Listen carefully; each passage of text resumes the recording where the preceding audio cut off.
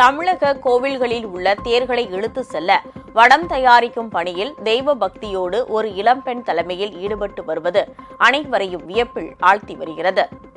சிவகங்கை மாவட்டம் சிங்கம்புணரி பகுதியில் தென்னை மரங்கள் அதிகமாக உள்ளதால் தேங்காய் மட்டையில் இருந்து மஞ்சி உற்பத்தி செய்து கயிறு, தேர்வடம் உள்ளிட்டவற்றை தயாரித்து தமிழகம் மட்டுமன்றி வெளி மாநிலங்கள் மற்றும் வெளிநாடுகளுக்கு ஏற்றுமதி செய்யப்படுகிறது.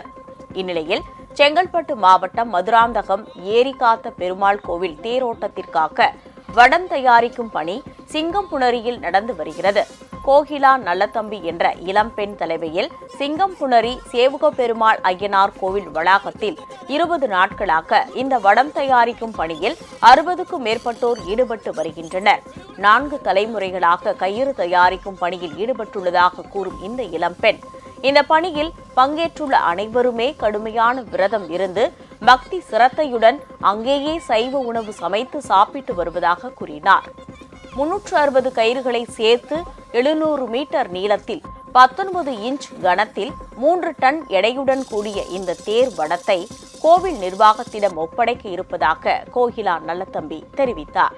சென்னை செங்கல்பட்டு மாவட்டம் மதுராந்தகம் கோவில் ஸ்ரீ ஏரிகாத்த ராமர் கோவில்னு அந்த கோயிலுக்கு பெருமாள் கோயிலுக்கு தேர் வடம் கேட்டுருக்காங்க.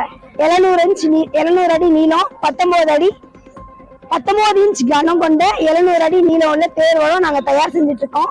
இந்த தேர் வடம் பாத்தீங்கன்னா 20 நாளா தயார் செஞ்சுட்டு இருக்கோம். இப்ப ஃபைனல் ஒர்க் 2 நாளா போயிட்டு இருக்கு. இந்த 2 நாள் பாத்தீங்கன்னா 150 பேர் வேலையாள் வச்சு வேலை பார்த்துக்கிட்டு இருக்கோம். இந்த 150 பேருக்கும் 2 நாளுமே டிஃபன்ல இருந்து ஈவினிங் டீ வரைக்கும் நாங்களே கொடுத்துருவோம். எல்லாமே விரதம் இருந்து பண்றோம்.